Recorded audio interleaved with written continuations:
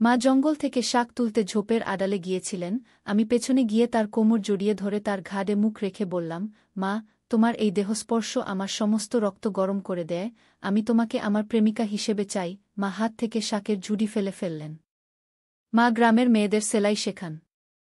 সেদিন বিকেলে মা জঙ্গল থেকে শাক তুলতে গেছেন। আমি তার পেছনে পেছনে গিয়েছি, তিনি জানেন না আমি এসেছি। তাকে পেছন থেকে দেখতে লাগলাম। শাক তুলতে তুলতে তিনি আরও গভীর জঙ্গলে ঢুকলেন, ঝোপঝাড়ের আড়ালে চলে গেলেন। আমি ধীরে ধীরে এগিয়ে গেলাম, আর হঠাৎই তাকে জড়িয়ে ধরলাম।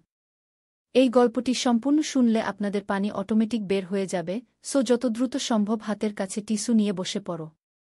বিছানার চাদর যেন নষ্ট না হয় সেটা সম্পূর্ণ খেয়াল রাখার অনুরোধ জানিয়ে গল্পটি এখন শুরু করব। তার আগে সর্বশেষ অনুরোধ, দয়া করে এমন পানি বের করার গল্প নিয়মিত শুনতে আমাদের চ্যানেলটি সকলেই সাবস্ক্রাইব করুন। ধন্যবাদ। আমাদের গ্রামটা ছিল বাংলাদেশের উত্তর-পূর্ব অঞ্চলের একটি ছোট জায়গায়, সীমান্ত এলাকার কাছে। আমাদের বাড়িটা গ্রামের প্রান্তে, পাহাড়ের পাদদেশে, ঘন জঙ্গলের কিনারে। বাবা অনেক বছর আগে মারা গিয়েছিলেন, আমার তখন মাত্র ৮ বছর বয়স। মা একাই আমাকে মানুষ করেছেন। গ্রামের মেয়েদের সেলাই শিখিয়ে সেলাইয়ের কাজ করে, আর বাড়ির পেছনের ছোট জমিটুকুতে শাকসবজি চাষ করে কোনো রকমের সংসার চালাতেন। আমার নাম রাহুল। এখন বয়স ২২। কলেজ শেষ করে গ্রামেই আছি। মায়ের সাথে থাকি আর পাশের শহরে একটা ইলেকট্রনিক্স দোকানে কাজ করি। মা সারাদিন খাটেন, কখনো বাড়িতে সেলাইয়ের কাজ করেন, কখনো গ্রামের ভিতরে বিভিন্ন বাড়িতে সেলাই শেখাতে যান, আবার কখনো জঙ্গল থেকে শাকসবজি তুলতে যান। আমাদের বাড়ির পাশেই ঘন জঙ্গল, সেখানে নানা ধরনের বন্য শাকসবজি পাওয়া যায়। মা আমার জন্য ছাড়া আর কিছু ভাবেন না।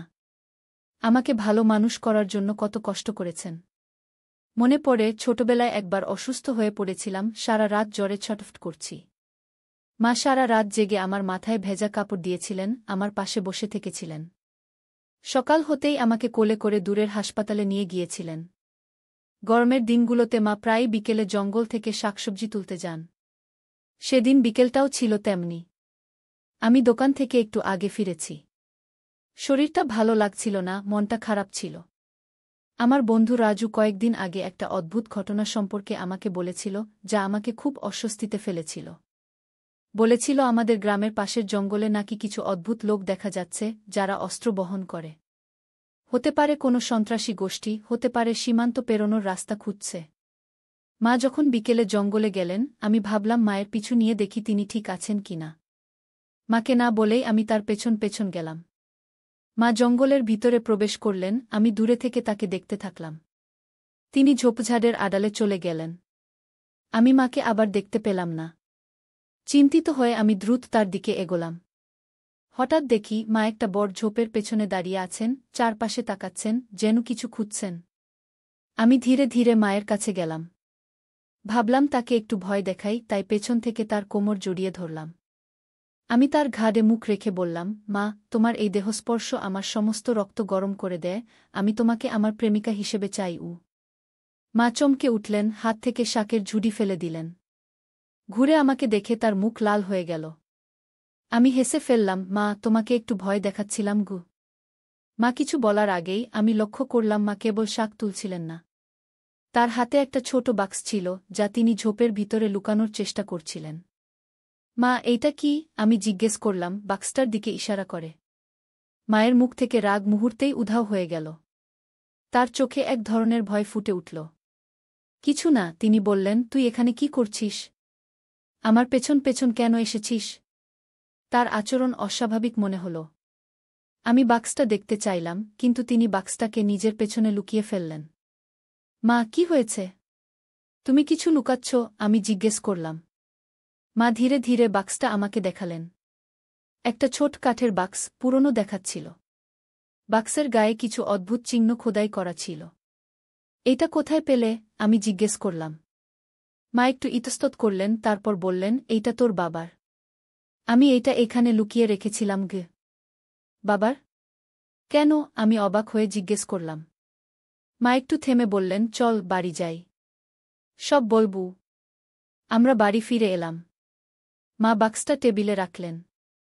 আমরা দুজন টেবিলের সামনে বসলাম। মা গভীর নিঃশ্বাস নিলেন।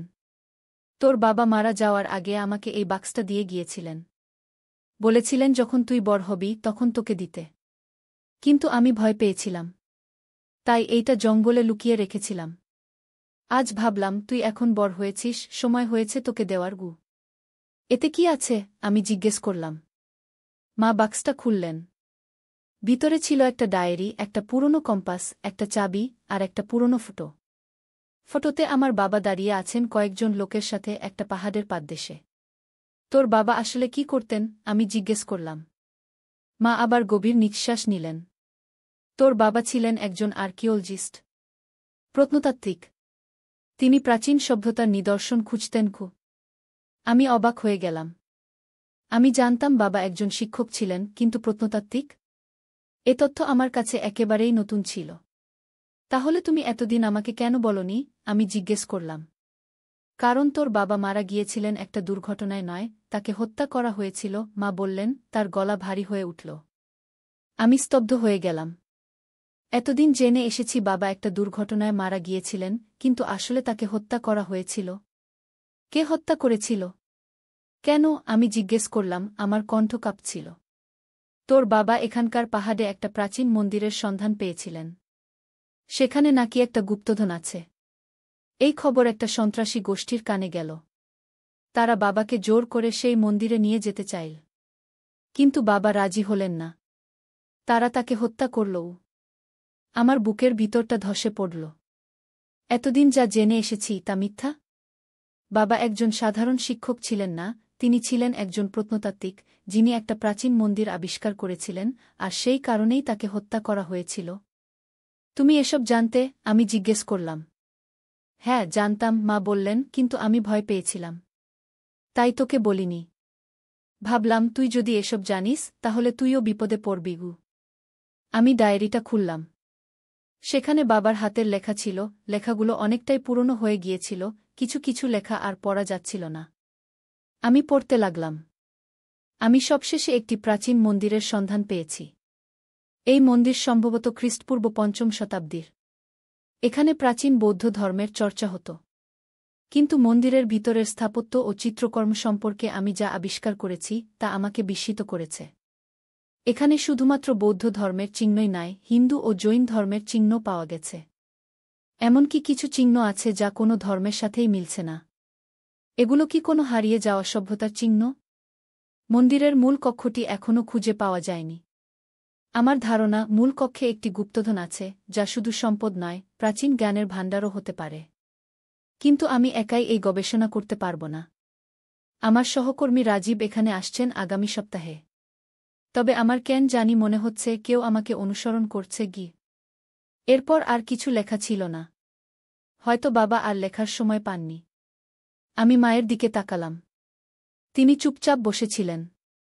এই মন্দির কোথায়? আমি জিজ্ঞেস করলাম। জানি না, মা বললেন, বাবা কখনো বলেননি। ডায়েরিতেও লেখা নেই গু। আমি বাক্সের ভিতরের জিনিসগুলোর দিকে তাকালাম। কম্পাসটা খুব পুরনো ছিল, কিন্তু এখনও কাজ করছিল। চাবিটা ছোট ছিল, কোনো ঘরের চাবি নয়, হয়তো কোনো বাক্সের চাবি। পুরনো ফটোটা আবার দেখলাম। বাবার পাশে যারা দাঁড়িয়েছিলেন তাদের একজনকে আমি চিনতে পারলাম। তিনি ছিলেন প্রফেসর সেন, এখনও জীবিত ছিলেন, আমাদের গ্রাম থেকে কিছুটা দূরে একটি কলেজে পড়াতেন। মা, এই লোকটি তো প্রফেসর সেন, তাই না? আমি জিজ্ঞেস করলাম ফটোতে আঙুল দিয়ে দেখিয়ে। মা ফটোর দিকে তাকালেন। হ্যাঁ, উনি তোর বাবার সহকর্মী ছিলেন গু। ডায়েরিতে রাজীব নামের একজন সহকর্মীর কথা লেখা আছে। উনি কি রাজীব? আমি জিজ্ঞেস করলাম। না, মা বললেন, রাজীব ছিলেন আরেকজন গু। আমি প্রফেসর সেনের সাথে দেখা করব, আমি বললাম, তিনি হয়তো জানেন মন্দিরটা কোথায় গু। মা চমকে উঠলেন। না না, তিনি বললেন, তুই এসব থেকে দূরে থাক। তোর বাবা এর জন্যই তো মারা গেলেন গু। কিন্তু মা, আমাকে জানতে হবে। বাবা কেন মারা গেলেন তার আবিষ্কারের বিষয়ে আমাকে জানতে হবে, আমি বললাম। মা বুঝতে পারলেন আমাকে থামানো যাবে না। তিনি গভীর নিঃশ্বাস ফেললেন। ঠিক আছে, তিনি বললেন, কিন্তু সাবধানে থাকবি উ। পরের দিন সকালে আমি প্রফেসর সেনের বাড়ি গেলাম। তিনি আমাদের গ্রাম থেকে প্রায় ১০ কিলোমিটার দূরের একটি শহরে থাকতেন। আমি তার ঠিকানা জানতাম, কারণ আমার কলেজের একজন শিক্ষক তার সাথে পরিচিত ছিলেন। প্রফেসর সেনের বাড়ি ছিল একটি ছোট কিন্তু সুন্দর বাড়ি। আমি দরজায় নক করলাম। কিছুক্ষণ পর একজন বৃদ্ধ লোক দরজা খুললেন। তিনি ছিলেন প্রফেসর সেন। আমি তাকে আগে কখনো দেখিনি, কিন্তু ফটো থেকে চিনতে পারলাম।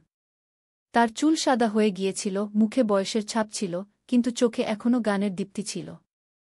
নমস্কার, আমি বললাম, আমি রাহুল, অভিজিৎ সরকারের ছেলে গু।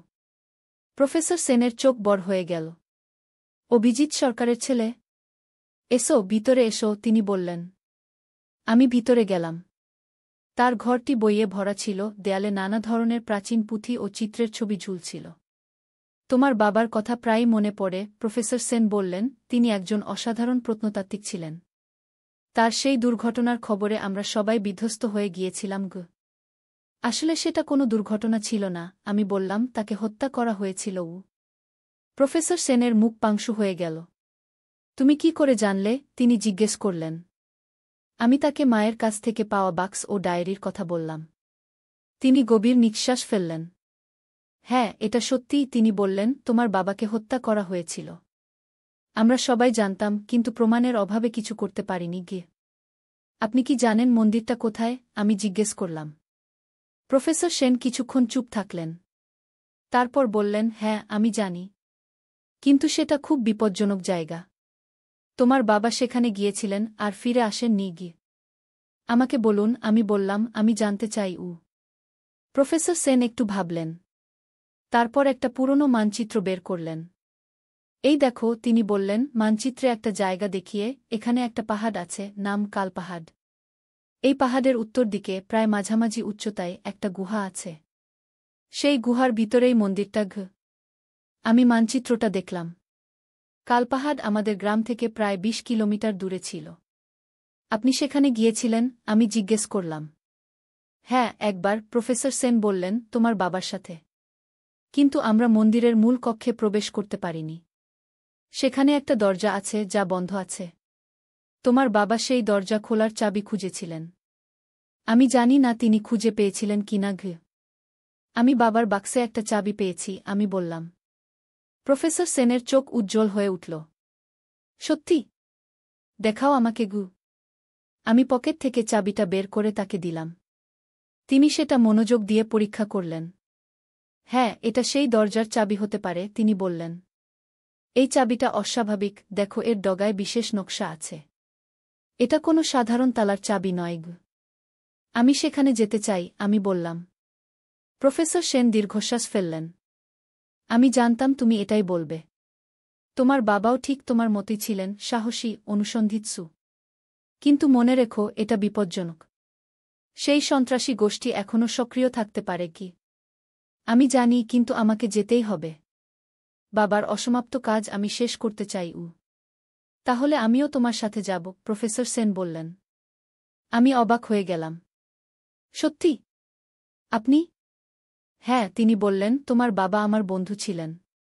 আমি তার অসমাপ্ত কাজ পূর্ণ করতে সাহায্য করব। বয়স হয়েছে, কিন্তু এখনও শক্তি আছে পরের দিন সকালে আমরা যাত্রা শুরু করলাম। আমি রাতেই মাকে সব বলেছিলাম। তিনি প্রথমে রাজি হননি, কিন্তু শেষ পর্যন্ত আমার জেদ দেখে সম্মতি দিয়েছিলেন। সাবধানে থাকিস, তিনি বলেছিলেন, তোর বাবার মতো তুইও যেন হারিয়ে না যাস। প্রফেসর সেন তার পুরনো জিপটা নিয়ে এসেছিলেন। আমরা তাতে চড়ে যাত্রা শুরু করলাম। রাস্তা ছিল দুর্গম, এঁকেবেঁকে পাহাড়ের দিকে উঠে গিয়েছে। কয়েক ঘণ্টার মধ্যেই আমরা কালপাহাড়ের পাদদেশে পৌঁছে গেলাম। জিপটা এখানেই রাখতে হবে, প্রফেসর সেন বললেন, এর থেকে উপরে আর গাড়ি যাবে না। আমরা জিপ থেকে নেমে হাঁটা শুরু করলাম। প্রফেসর সেন একটা ব্যাকপ্যাক নিয়েছিলেন, যাতে ছিল পানি, খাবার, টর্চ, কম্পাস এবং অন্যান্য প্রয়োজনীয় জিনিস। পাহাড়ের পথ ছিল দুর্গম, কোথাও কোথাও ঝোপঝাড় ছিল, কোথাও পাথুরে পথ। প্রায় ২ ঘণ্টা হাঁটার পর আমরা পাহাড়ের মাঝামাঝি উচ্চতায় পৌঁছালাম। এই দিকে, প্রফেসর সেন বললেন, একটা পথ দেখিয়ে, এইখানেই গুহার প্রবেশপথ। আমরা সেদিকে এগিয়ে গেলাম। প্রায় আধা ঘণ্টা হাঁটার পর আমরা একটা গুহার সামনে এসে দাঁড়ালাম। গুহার প্রবেশপথ ছিল অন্ধকার, ভিতরে কি আছে বোঝা যাচ্ছিল না। টর্চ জ্বালাও, প্রফেসর সেন বললেন। আমি টর্চ জ্বালালাম। আমরা গুহার ভিতরে প্রবেশ করলাম। গুহার ভিতরটা ছিল শীতল ও আর্দ্র। টর্চের আলো আমরা দেখতে পেলাম, গুহার দেয়ালে নানা ধরনের প্রাচীন চিত্র আঁকা ছিল। এইগুলো দেখো, প্রফেসর সেন বললেন, এইগুলো খ্রিস্টপূর্ব ৫ম শতাব্দীর চিত্র। এখানে বৌদ্ধ ধর্মের চিহ্ন দেখতে পাচ্ছ? আমি চিত্রগুলো দেখলাম। সেখানে বুদ্ধের মূর্তি, বোধিবৃক্ষ, স্তূপ এবং অন্যান্য বৌদ্ধ প্রতীক আঁকা ছিল। কিন্তু সেগুলোর পাশেই হিন্দু দেবদেবীর চিত্র ছিল, শিব, বিষ্ণু, দুর্গা। আরও অদ্ভুত ছিল কিছু চিত্র, যাদের কোনো ধর্মের সাথেই মিল ছিল না, জটিল জ্যামিতিক নকশা, অদ্ভুত প্রাণীর চিত্র এবং কিছু অজানা লিপি। এগুলো কি? আমি জিজ্ঞেস করলাম, সেই অজানা লিপির দিকে ইশারা করে। কেউ জানে না, প্রফেসর সেন বললেন, তোমার বাবা মনে করতেন এগুলো কোনো হারিয়ে যাওয়া সভ্যতার লিপি। তিনি এগুলো ডিসিফার করার চেষ্টা করছিলেন। আমরা গুহার ভিতরে আরও গভীরে এগিয়ে গেলাম। গুহার পথ ক্রমশ সরু হয়ে আসছিল। হঠাৎ আমরা একটা বিশাল কক্ষে এসে পৌঁছালাম। কক্ষটি ছিল অনেক বড় এবং তার মাঝখানে ছিল একটি বিশাল পাথরের বেদি। বেদির উপর ছিল একটি ছোট মন্দির, যেন কোনো মিনিয়েচার। এইটাই মন্দির, প্রফেসর সেন বললেন। আমরা মন্দিরের দিকে এগিয়ে গেলাম। মন্দিরটি ছিল সুন্দর কারুকার্যে সজ্জিত। তার দেয়ালে নানা ধরনের চিত্র ও মূর্তি খোদাই করা ছিল। দরজাটা ছিল পাথরের এবং সেখানে একটা তালা ছিল। এইটাই সেই দরজা, প্রফেসর সেন বললেন, যেটা আমরা খুলতে পারিনি। আমি পকেট থেকে চাবিটা বের করলাম। এইটা ব্যবহার করে দেখি। আমি চাবিটা তালায় ঢোকালাম। চাবিটা সহজেই ঢুকে গেল। আমি চাবিটা ঘুরালাম। একটা ক্লিক শব্দ হল এবং তালাটা খুলে গেল। এটাই সেই চাবি, প্রফেসর সেন আবেগের সাথে বললেন। আমরা দুজনেই উত্তেজিত হয়ে উঠলাম। আমি পাথরের দরজাটা ঠেলে খোলার চেষ্টা করলাম। প্রথমে দরজাটা নড়ল না, কিন্তু আমি আর প্রফেসর সেন দুজনে মিলে জোরে ঠেললাম এবং দরজাটা ধীরে ধীরে খুলে গেল। দরজার পেছনে ছিল আরেকটি কক্ষ, আরও ছোট কিন্তু আলোকিত।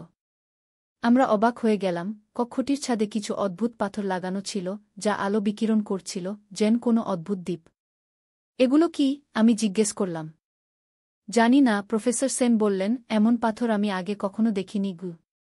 কক্ষের মাঝখানে ছিল একটি ছোট বেদি এবং বেদির উপর ছিল একটি বাক্স, পাথরের তৈরি। বাক্সটির গায়ে সেই একই অজানা লিপি খোদাই করা ছিল, যা আমরা গুহার দেয়ালে দেখেছিলাম। এই বাক্সটি কি সেই গুপ্তধন? আমি জিজ্ঞেস করলাম। সম্ভবত, প্রফেসর সেন বললেন, তোমার বাবা এর সন্ধানই করছিলেন। আমরা বাক্সটির দিকে এগিয়ে গেলাম। বাক্সটির উপরেও একটা তালা ছিল। আমি আবার চাবিটা ব্যবহার করার চেষ্টা করলাম, কিন্তু এবার চাবিটা ঢুকল না। চাবিটা মাপসই নয়, আমি বললাম।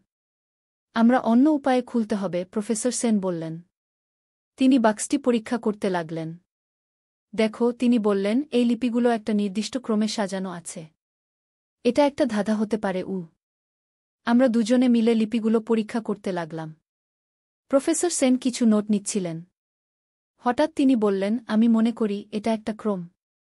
এই চিহ্নগুলো একটা নির্দিষ্ট ক্রমে টিপতে হবে। তিনি বাক্সের গায়ে খোদাই করা কিছু চিহ্ন টিপতে লাগলেন। হঠাৎ বাক্সটি থেকে একটা শব্দ হল এবং তার উপরের অংশটি খুলে গেল। আপনি খুলে ফেলেছেন, আমি উত্তেজিত হয়ে বললাম। আমরা উৎসুক হয়ে বাক্সের ভিতরে তাকালাম। ভিতরে ছিল একটি পুরনো পুঁথি এবং কিছু অদ্ভুত পাথরের টুকরো, যেগুলো ছাদের পাথরের মতোই আলো বিকিরণ করছিল। এটা কি? আমি জিজ্ঞেস করলাম, পুঁথিটা তুলে নিয়ে। এটা একটি প্রাচীন পুঁথি, প্রফেসর সেন বললেন, যদিও এর ভাষা আমি চিনতে পারছি না। পুঁথিটি ছিল পুরনো, তার পাতাগুলো হলুদ হয়ে গিয়েছিল। সেখানে সেই একই অজানা লিপিতে লেখা ছিল। কিন্তু পুঁথির মাঝে মাঝে কিছু চিত্র ছিল, যা বিভিন্ন প্রাকৃতিক ঘটনা, যেমন সূর্যগ্রহণ, জোয়ারভাটা, বৃষ্টি, বজ্রপাত ইত্যাদি দেখাচ্ছিল। এটা কি কোনো বিজ্ঞান গ্রন্থ? আমি জিজ্ঞেস করলাম। সম্ভবত, প্রফেসর সেন বললেন, এটা সেই হারিয়ে যাওয়া সভ্যতার জ্ঞানের ভাণ্ডার হতে পারে, যার কথা তোমার বাবা ভাবতেন। আমরা পাথরের টুকরোগুলোও পরীক্ষা করলাম। সেগুলো ছিল অদ্ভুত, যেন কোনো বহিরাগত উপাদানের তৈরি। সেগুলো আলো বিকিরণ করছিল কিন্তু গরম ছিল না। আমি জানি না এগুলো কি, প্রফেসর সেন বললেন, কিন্তু এগুলো নিশ্চয়ই কোনো সাধারণ পাথর নয়। হঠাৎ আমরা দূর থেকে কিছু শব্দ শুনতে পেলাম। কেউ যেন গুহার ভিতরে প্রবেশ করেছে। কেউ আসছে, আমি চাপা গলায় বললাম। বাক্সটা বন্ধ করো, প্রফেসর সেন বললেন, পুঁথি আর পাথরগুলো নাও। আমি দ্রুত পুঁথি ও কয়েকটি পাথর নিয়ে ব্যাকপ্যাকে ঢুকিয়ে ফেললাম। প্রফেসর সেন বাক্সটা বন্ধ করে দিলেন। আমরা দরজার দিকে তাকালাম। হঠাৎ দরজায় কয়েকজন লোক এসে দাঁড়াল। তাদের হাতে অস্ত্র ছিল। তারা আমাদের দিকে তাকিয়েছিল। ডাক্তার সেন, তাদের একজন বলল, অনেক দিন পর দেখা হল গু। প্রফেসর সেন শক্ত হয়ে দাঁড়ালেন। গোপাল, তিনি বললেন, তুমি এখনো জীবিত আছো? হ্যাঁ, লোকটি, গোপাল বলল, আমি জীবিত আছি। এবং আমি এখনো সেই গুপ্তধনের খোঁজ করছি। দেখছি তোমরা সেটা খুঁজে পেয়েছ। আমরা কিছু পাইনি, প্রফেসর সেন মিথ্যা বললেন। মিথ্যা কথা বলো না, গোপাল বলল, আমরা দেখেছি তোমরা বাক্স খুলেছ। যা পেয়েছ তা আমাদের দাও। আমি প্রফেসর সেনের দিকে তাকালাম। তিনি আমার দিকে তাকালেন, তার চোখে একটা নীরব বার্তা ছিল, তিনি আমাকে পিছনের দরজা দিয়ে পালাতে বলছিলেন। ঠিক আছে, প্রফেসর সেন বললেন, আমরা তোমাদের দেবগু। তিনি ধীরে ধীরে বাক্সের দিকে এগিয়ে গেলেন। আমি পেছন দিকে সরে যাচ্ছিলাম, কক্ষের পেছনের দিকে, যেখানে আরেকটি দরজা ছিল। হঠাৎ প্রফেসর সেন একটা হাত সাইন দিলেন এবং আমি বুঝতে পারলাম এটাই সময়। আমি দ্রুত পেছনের দরজা দিয়ে বেরিয়ে গেলাম। পেছনে শুনতে পেলাম গোপাল চিৎকার করছে, ওকে ধরো। আমি পেছন দিকের সুড়ঙ্গ দিয়ে দৌড়ে পালাতে লাগলাম। সুড়ঙ্গটি ছিল অন্ধকার, কিন্তু আমার কাছে টর্চ ছিল। আমি তা জ্বালিয়ে দৌড়াতে লাগলাম। পেছন থেকে কয়েকজন লোক আমাকে তাড়া করছিল। সুড়ঙ্গটি বেঁকে গিয়েছিল, নানা দিকে শাখা প্রশাখায় বিভক্ত হয়েছিল। আমি একটার পর একটা পথ বেছে নিতে লাগলাম, আশা করছিলাম যে সঠিক পথ বেছে নিচ্ছি। অনেকক্ষণ দৌড়ানোর পর আমি একটা প্রশস্ত জায়গায় এসে পৌঁছালাম, যেখানে একটা প্রাকৃতিক আলোর উৎস ছিল। সেখানে একটা গর্ত ছিল, যার ভিতর দিয়ে আকাশ দেখা যাচ্ছিল। আমি গর্তের দিকে গেলাম। গর্তটা অনেক উঁচু ছিল, কিন্তু পাশে কিছু পাথর ছিল যা বেয়ে উঠা যায়। আমি পাথর বেয়ে উঠতে লাগলাম। ঠিক সেই সময় পেছন থেকে কয়েকজন লোক এসে গর্তের নিচে দাঁড়াল। ওকে ধরো, তারা চিৎকার করল। আমি আরও দ্রুত উঠতে লাগলাম। কয়েকজন লোক আমার পেছনে উঠছিল। আমি প্রাণপণে উঠলাম এবং শেষ পর্যন্ত গর্তের উপরে পৌঁছে গেলাম। আমি গর্ত থেকে বেরিয়ে দেখলাম আমি পাহাড়ের আরেক পাশে এসে পড়েছি। এখান থেকে একটা সরু পথ নিচের দিকে নেমে গিয়েছিল। আমি সেই পথ ধরে দ্রুত নিচের দিকে নামতে লাগলাম। পেছনে শুনতে পেলাম কয়েকজন লোক গর্ত থেকে বেরিয়ে আসছে। প্রায় অর্ধ ঘণ্টা ধরে নামার পর আমি পাহাড়ের পাদদেশে পৌঁছে গেলাম। এখান থেকে আমাদের গ্রামের দিকে একটা পথ গিয়েছিল। আমি সেই পথ ধরে দৌড়ে চললাম। একটা মোড় ঘুরতেই আমি অবাক হয়ে দেখলাম প্রফেসর সেন তার জিপে বসে আছেন, ইঞ্জিন চালু করে। তুমি? আমি বিস্মিত হয়ে বললাম। দ্রুত গাড়িতে ওঠো, তিনি বললেন। আমি গাড়িতে উঠলাম এবং তিনি গাড়ি ছেড়ে দিলেন। আপনি কিভাবে পালালেন? আমি জিজ্ঞেস করলাম। আমার নিজের গোপন পথ আছে, তিনি বললেন, আমি আগেও এখানে এসেছি, তোমার বাবার মৃত্যুর পর গু। আমরা দ্রুত গাড়ি চালিয়ে গ্রামের দিকে ফিরে চললাম। ঠিক তখনই আমাদের পেছনে একটা জিপ দেখা গেল। তারা আমাদের পেছনে আসছে, আমি বললাম। প্রফেসর সেন আরও জোরে গাড়ি চালাতে লাগলেন। রাস্তাটা ছিল বাঁকা, পাহাড়ি, কোথাও কোথাও খুব সরু। আমরা একটা বাঁক ঘুরতেই পেছনের জিপটি আমাদের ধরে ফেল। দ্রুত প্রফেসর সেন বললেন, ব্যাগ থেকে একটা পাথর বের করো। আমি ব্যাগ থেকে একটা আলোকিত পাথর বের করলাম। এটা জানালা দিয়ে ফেলে দাও, তি।